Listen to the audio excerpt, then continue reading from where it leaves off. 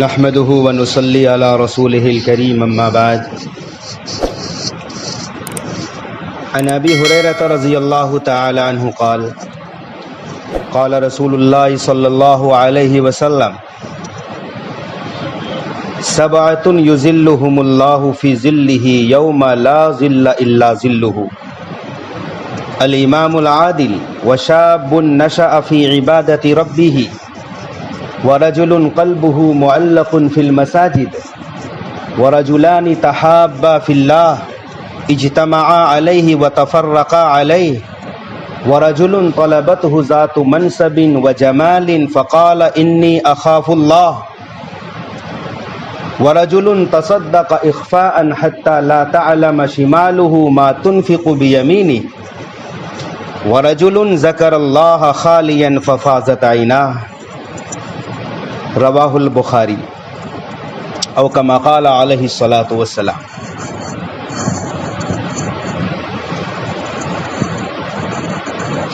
قیامت کا دن ہوگا، 50,000 سال کے برابر ایک دن ہوگا۔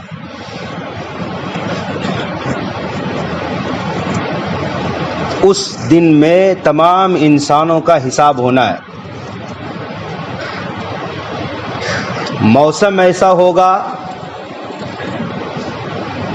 کہ انسانوں کے سروں کے بالکل قریب سورج ہوگا۔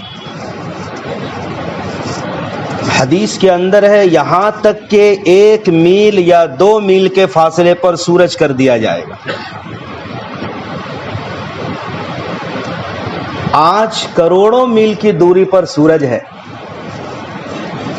مئی جون کی تپش ہم سے برداشت نہیں ہوتی۔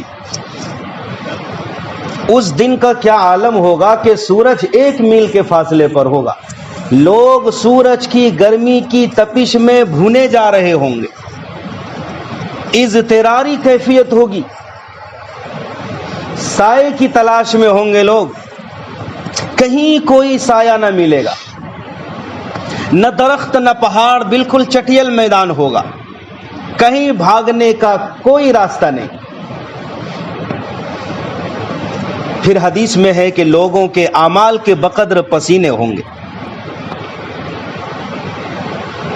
جتنا بڑا گنہگار ہوگا وہ اتنے ہی زیادہ پسینے میں ہوگا۔ کسی کا پسینہ ٹخنے تک، کسی کا گھٹنے تک، کسی کا کمر تک، اور بعض وہ لوگ ہوں گے کہ لگام کی طرح پسینہ منہ میں گھسا ہوا ہوگا۔ بعض لوگ پسینے میں تیرتے ہوں گے، بدبودار پسینہ گناہوں کے بقدر۔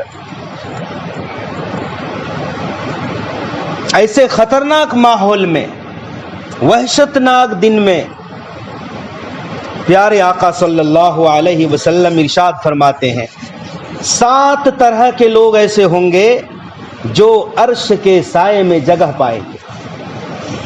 یہ حدیث پاک بخاری شریف میں 4 مقامات پر ہے اور مسلم شریف کے اندر بھی ہے۔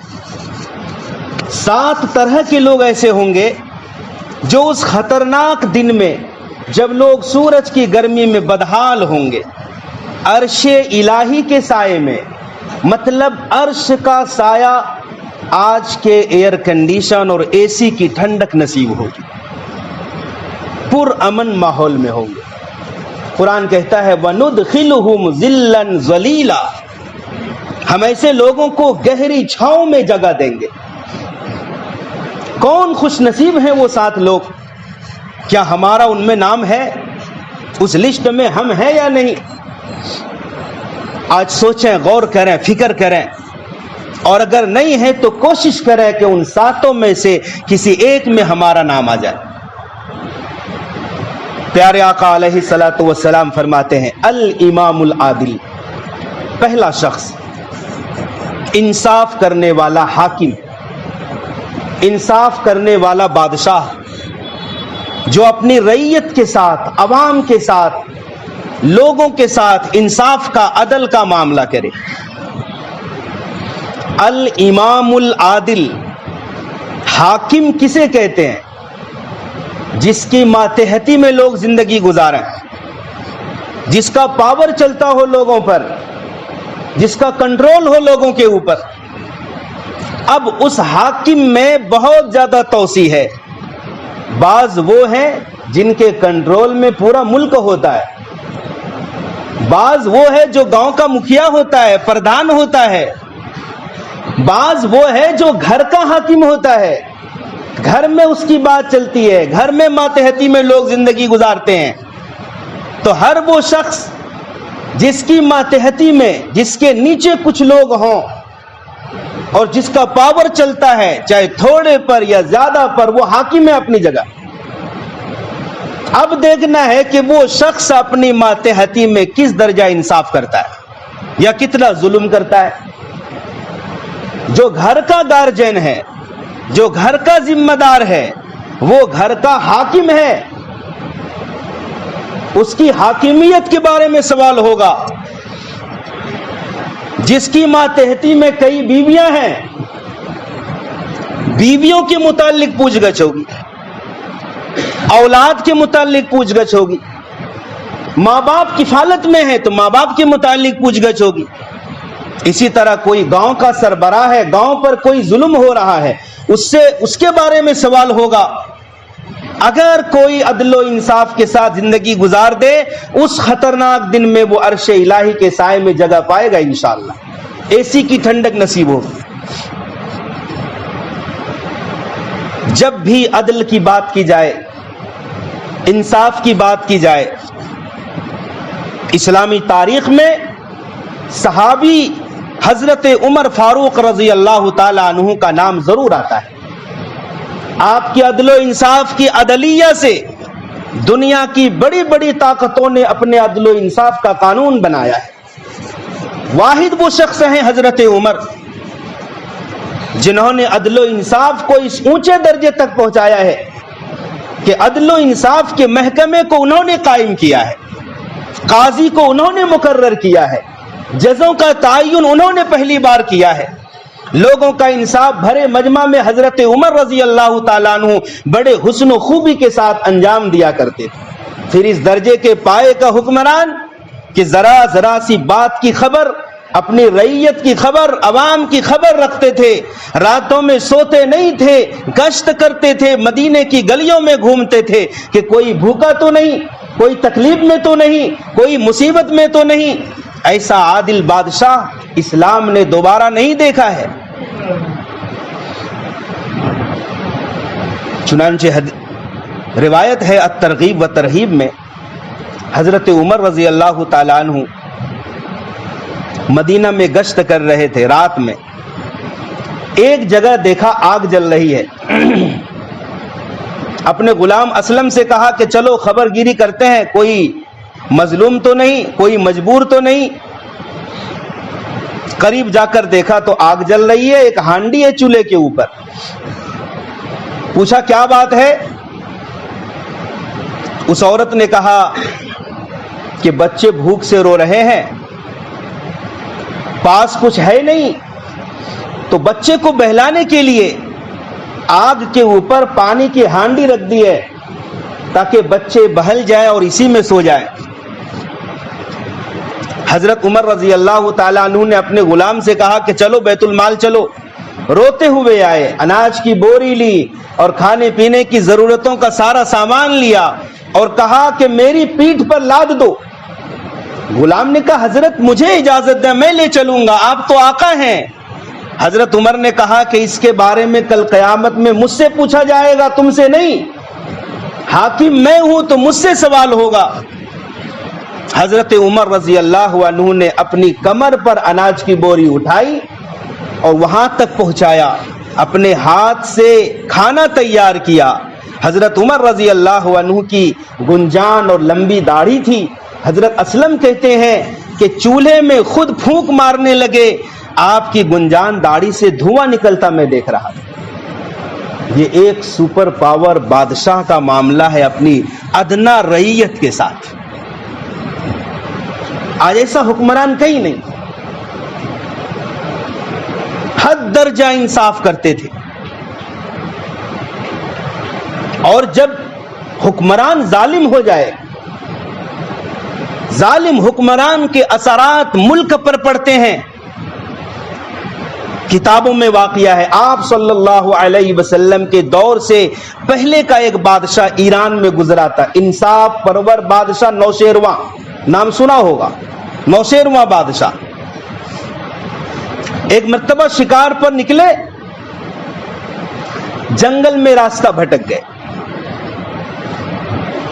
ایک انار کے باغ میں نوشیرواں بادشاہ پہنچا تو باغ کے مالی سے کہا میں راستہ بھٹک گیا ہوں، مسافر ہوں، مجھے کچھ پھل لا کر دو، بھوکا ہوں۔ تو مالی نے ایک انار توڑا بادشاہ کے سامنے، وہ نہیں جانتا کہ یہ بادشاہ ہے، بادشاہ کے سامنے نچوڑا تو پورا گلاس فل ہو گیا، بھر گیا لبالب، اور پیش کیا۔ بادشاہ نے جیسے ہی چکھا پیالے کو، اتنا شیریں، اتنا عمدہ، جاذبیت، کشش اس میں، دل میں کہا کہ اتنا اچھا جوس تو میں نے آج تک نہیں پیا، کسی طرح اپنے دربار میں مجھے واپس اپنے محل تک پہنچنے دو، کسی نہ کسی بہانے سے اس مال کو میں ہڑپ لوں گا، اس باغ کا میں مالک بن جاؤں گا۔ نیت بدل گئی بادشاہ کی، بہرحال اس پیالے کو پی لیا۔ تھوڑی دیر کے بعد کہا کہ بھائی مجھے ایک گلاس اور پلا دو، تو دوسرا انار توڑ کے لایا، اس کو نچوڑا تو گلاس بھی نہیں بھرا اور ذائقہ بالکل بھی صحیح نہیں، کھٹا انار۔ کہ بھائی اس بار کہاں سے توڑ کر لائے؟ کہا اسی درخت سے، اسی شاخ سے توڑ کر لایا، پھل بھی اتنا ہی برابر تھا۔ تو کہا ایسا کیوں؟ پہلے کا مزہ بڑا عمدہ تھا، شیریں تھا، اور اس بار تو بالکل ہی مزہ نہیں۔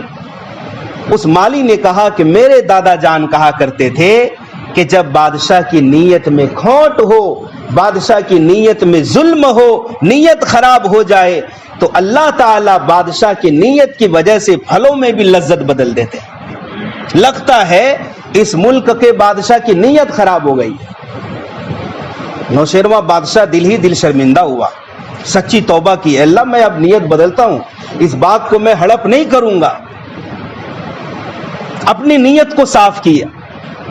کہا بھائی اب میں جا رہا ہوں واپس، ایک گلاس اور دے دو۔ تیسری بار جب پھل توڑ کے لایا، اس کو نچوڑا تو پھر سے گلاس بھر گیا، اور جتنا مزہ پہلی مرتبہ آیا تھا اس سے زیادہ مزہ آیا، اس سے زیادہ شیریں اور جاذبیت۔ مالی نے کہا کہ اب لگتا ہے اس ملک کے بادشاہ کی نیت صحیح ہو گئی ہے۔ بادشاہ کی نیت کے اثرات ملک پر پڑتے ہیں، اور یاد رکھو بادشاہ کسی ملک کا ہم انتخاب نہیں کرتے، بادشاہ رب بناتا ہے، بادشاہ اللہ بناتا ہے، کسی ملک کا وزیر اعظم اللہ چنتا ہے، ہم تو ایک بہانہ بنتے ہیں، ووٹ ڈال دیتے ہیں۔ قرآن کیا کہتا ہے؟ تؤتی الملک من تشاء، اللہ جسے چاہے بادشاہ بنائے، اللہ جسے چاہے ملک دے دے۔ ہمارا کام نہیں ہے، ہماری طاقت نہیں کہ ہم بادشاہ بنائیں، لوگوں کے دلوں کو بدلنے والا اللہ ہے، آخری مہر اللہ کی لگتی ہے تب کوئی بادشاہ بنتا ہے۔ ہاں ہماری نیتوں کے مطابق کبھی بادشاہ حکمران عادل ہوگا تو کبھی حکمران ظالم ہوگا، ہمارے اعمال کی وجہ سے۔ جب لوگوں کے اعمال بگڑ جاتے ہیں، جب لوگ دین سے کوسوں دور ہو جاتے ہیں، تو اللہ تعالی ملک پر، قوم کے اوپر ظالم حکمران مسلط کر دیتا ہے۔ اور جب ظالم حکمران مسلط ہوگا، جیسا کہ آج ہے، ہر جگہ ہے، تو پھر کیا ہوگا؟ دنیا کی محبت، موت کا ڈر، یہ دو وجہ بہت اہم ہے۔ ابو داؤد شریف کی حدیث ہے، پیارے آقا صلی اللہ علیہ وسلم نے فرمایا ابو داؤد شریف میں کہ جس طرح لوگ دسترخوان پر کھانا کھانے کے لیے لوگوں کو بلاتے ہیں، دعوت دیتے ہیں کہ کھانا تیار ہے جلدی آؤ، ان قریب وہ زمانہ آئے گا کہ مسلمانوں کو کچلنے کے لیے، مسلمانوں کو ختم کرنے کے لیے لوگ ایک دوسرے کو دعوت دیں گے، تم بھی آ جاؤ، تم بھی آ جاؤ، اور لوگ بل پڑیں گے مسلمانوں کے اوپر، ان قریب وہ زمانہ آئے گا۔ صحابہ کرام نے سوال کیا یا رسول اللہ کیا اس زمانے میں مسلمان تھوڑے ہوں گے؟ आकाए करीम अलैहिस्सलाम ने फरमाया नहीं, मुसलमान बहुत ज्यादा होंगे, लेकिन समंदर के पानी की सतह पर जो तिनके बहते हैं, सैलाब में जो तिनके होते हैं, खसो खाशाक होते हैं, जिन तिनकों की अपनी कोई ताकत नहीं होती, इसी तरह मुसलमानों की हैसियत हो जाएगी, बहने वाले तिनके की तरह होंगे। पानी जिधर बहा ले जाए तिनके उधर ही चले जाए। सहाबा ने पूछा इसकी क्या वजह होगी? आका ने फरमाया कि वहन की बीमारी आ जाएगी। पूछा गया वहन क्या चीज है? आका ने फरमाया दुनिया की मोहब्बत और मौत का डर। ये दो बीमारी जब आ जाएगी उम्मत में तो ऐसा हो जाएगा, मौत से डर और दुनिया की मोहब्बत। आज देख लो कुफ्र, दुनियाए कुफ्र एक दूसरे को दावत देते हैं या नहीं देते हैं? आज 2 माह का अरसा गुजर गया,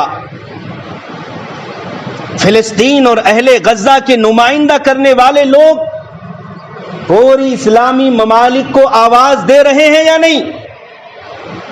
कभी पड़ोसी मुल्क पाकिस्तान से उम्मीद करते हैं, कभी सऊदी से उम्मीद करते हैं, कभी तुर्की से उम्मीद वाबस्ता है, लेकिन कहीं कोई साथ नहीं देता, कोई आवाज हक भी बुलंद नहीं करता। हर एक खौफजदा है, जबकि तादाद कितनी है? 57 ममालिक हैं इस्लामी। आज के डेट में 8 अरब से जायद लोग दुनिया में हैं, 8 अरब से जायद लोग दुनिया में हैं मौजूद, जिनमें से 25% से ज्यादा मुसलमान हैं। 2 अरब 70 लाख मुसलमान की आबादी है और माहिरीन के मुताबिक 2050 तक इस्लाम दुनिया का सबसे बड़ा मजहब बन जाएगा, क्योंकि सबसे ज्यादा तेजी से फैलने वाला धर्म और मजहब इस्लाम है। अभी 1 नंबर पर ईसाईयत है, दूसरे नंबर पर इस्लाम है, लेकिन बहुत जल्द इस्लाम आगे बढ़ेगा। लेकिन क्या है? वहन की बीमारी है। सऊदी भी इस्राइल को तस्लीम करने पर आमादा है, वो भी गोद में खेल रहा है। और मैं आपको अजीब बात बताऊं, ऐसे ऐसे शयूख को, उलमाए इस्लाम को सऊदी की जेलों में बंद किया हुआ है सऊदी हुक्मरान ने। आप हैरान होंगे, तकरीबन 40 बड़े बड़े शयूख अल्लाह वाले हैं, जिनका मशगला कुरान और हदीस पढ़ने पढ़ाने पर है, जो लोग शेख कहलाते हैं। बाज़ाब्ता लिस्ट है अपने पास उन लोगों की। वजह क्या है? उनका जुर्म क्या है? उनका जुर्म यह है कि वो लोग जो इस्लाम के खिलाफ हुक्मरानी करना चाहते हैं, उनके खिलाफ वो लोग बोलते हैं, किताबें लिखते हैं, गलत हुक्मरानी मत करो, अदलो इंसाफ करो रियाया के साथ, अमेरिका की गुलामी ना करो। वजह क्या है? लोग हुजूर अकरम सल्लल्लाहु अलैहि वसल्लम का कार्टून बनाए, वहां के उलमा ने उन कार्टूनों की मुखालफत की, ऐसे आलम में भी उन उलमा को जेल की सलाखों में बंद कर रखा है। ना आप लिख सकते हैं, ना आप कुछ बोल सकते हैं, कोई इजाजत नहीं। मेरे भाइयों, दोस्तों, बुजुर्गों, जब दुनिया की मोहब्बत और मौत का डर, मुनाफिक आप सल्लल्लाहु अलैहि वसल्लम के जमाने में नमाज भी पढ़ते थे, याद रखो, हमारे नबी के साथ नमाज पढ़ते थे, रोजा रखते थे, सदका ज़कात देते थे, हज भी करते थे। लेकिन मालूम है मुनाफिक का अंजाम क्या है? जहन्नम के सबसे निचले तबके में मुनाफिकीन लोग होंगे, क्योंकि अपने सीने में कुफर छुपाए रखते हैं, जाहिर करते हैं कि मैं मुसलमान। ऐसे लोग जो अपने सीने में कुफर छुपाकर जाहिरी तौर पर मुसलमान कहलाते हैं, उनके दिल में जर्रा बराबर ईमान नहीं, ऐसे लोग जहन्नम के सबसे निचले तबके में होंगे। प्यारे आका के दौर में ऐसे मुनाफिकीन होते थे, लेकिन मुनाफिक कभी भी जिहाद के मैदान में नहीं जाता था। जब भी मारका कुफ्र इस्लाम होता, लड़ाइयां होती थी, वो मुनाफिकीन भाग जाते थे, हीला करके, बहाना करके। वजह क्या है? मौत का डर। मुनाफिक को मौत का डर होगा। जो सच्चा पक्का मोमिन होगा, जो मुसलमान होगा आला दर्जे का, वो कभी मौत से नहीं डर सकता। तो मेरे भाइयों, ایک نمبر وہ لوگ جو عدل و انصاف کرتے ہیں. عدل و انصاف کرنے والا حکمران اور بادشاہ عرش کے سائے میں ہوگا. نمبر 2 وشاب نشأ فی عبادت ربہ، وہ نوجوان جو جوانی کی شروعات کر رہا ہے اپنے مولا کی عبادت میں لگ کر، عنفوان جوانی میں اپنے رب کی عبادت کا نشہ چڑھ گیا ہے. ایسے لوگوں کو جن کی جوانی دنیا کی رنگینیوں میں نہیں گزرتی، جن کی جوانی رب کی عبادت میں گزرتی ہے، ایسے لوگ عرش کے سائے میں ہوں گے. جوانی کی عبادت کی قیمت ہے. در جوانی توبہ کردن شیوہ پیغمبری، وقت پیری گرگ ظالم می شبت پرہیزگار. فارسی کا شعر ہے کہ جوانی میں عبادت کرنا پیغمبروں کا طریقہ ہے، نبیوں کا طریقہ ہے. بڑھاپے میں تو ظالم شیر اور بھیڑیا بھی متقی پرہیزگار بن جاتا ہے. جب شیر بوڑھا ہوتا ہے، شکار کرنے کی طاقت نہیں، تو بڑھاپے میں کونے میں جا کر بیٹھ جاتا. اب کھانا کون دے گا اسے؟ شکار کرنے کی طاقت نہیں. تو اب وہ کہتا میں متقی پرہیزگار بن گیا، اب میں کسی پر حملہ نہیں کرتا. یہ مثال ہے لوگوں کی. جب تک جوانی رہی گناہ پہ گناہ کرتا رہا، ہر معصیت میں اپنے آپ کو لگاتا رہا، بے نمازی والی زندگی گزارتا رہا. لیکن جب جوانی ڈھلی اور بڑھاپا آیا، اب مسجد کا کونا پکڑ کے کہہ رہا ہے کہ میں متقی پرہیزگار بن گیا. اپنی جوانی کی قیمت کو پہچانو. کل قیامت کے دن 5 سوال ہوں گے. جب تک 5 سوالوں کے جوابات صحیح طریقے سے نہیں دیے گئے، کسی بھی انسان کا قدم ہل نہیں سکتا ہے. ان 5 سوالوں میں ایک سوال جوانی کے متعلق ہوگا. جوانی کس چیز میں گزاری ہے؟ آج ہماری جوانی کہاں لگ رہی ہے؟ ہر انسان غور کرے. عرش کا سایہ چاہیے، عرش الہی کی ایسی والی ٹھنڈک چاہیے اس ہولناک دن میں، جبکہ سورج بالکل 1 میل کے فاصلے پر ہوگا. تو اپنی جوانی کو سدھارنی پڑے گی. جوانی کی قیمت ہے.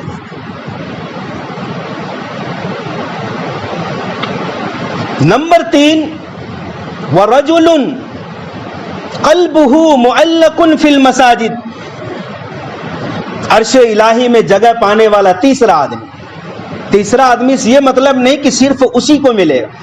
اس تیسرے آدمی کی طرح جتنے لوگ ہوں گے سب کو عرش الہی کا سایہ ہوگا. 7 طرح کے لوگ ہیں. وَرَجُلٌ قَلْبُهُ مُعَلَّقٌ فِي الْمَسَاجِدِ، تیسرا وہ آدمی جس کا دل مسجد میں لگا رہے.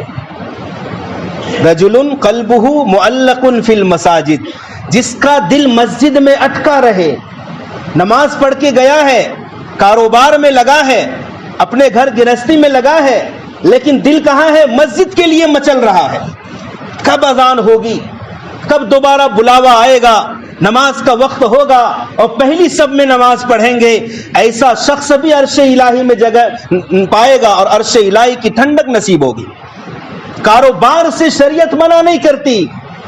مسجد میں نماز ادا کرو با جماعت، کاروبار میں لگ جاؤ، بزنس میں لگ جاؤ، اپنے کام میں لگ جاؤ، ملازمت کرو، جو تمہارا کام ہے وہ کرو، لیکن وہاں رہ کے بھی تمہارے دل میں مسجد ہونی چاہیے. کب اذان کا وقت ہوگا ہم مسجد پہنچیں گے. ایسا شخص مسجد سے باہر رہ کر بھی دل کے اعتبار سے مسجد کے اندر ہوتے ہیں. ان لوگوں کا کیا حشر ہے؟ وہ لوگ قیامت کے دن، خوفناک دن میں، جب سورج میں لوگ بھنے جا رہے ہوں گے، عرش کے اے سی کی ٹھنڈک میں جگہ نصیب پائیں گے. بقیہ 4 لوگ اور ہیں، انشاءاللہ آئندہ جمعہ سماعت فرمائیں گے.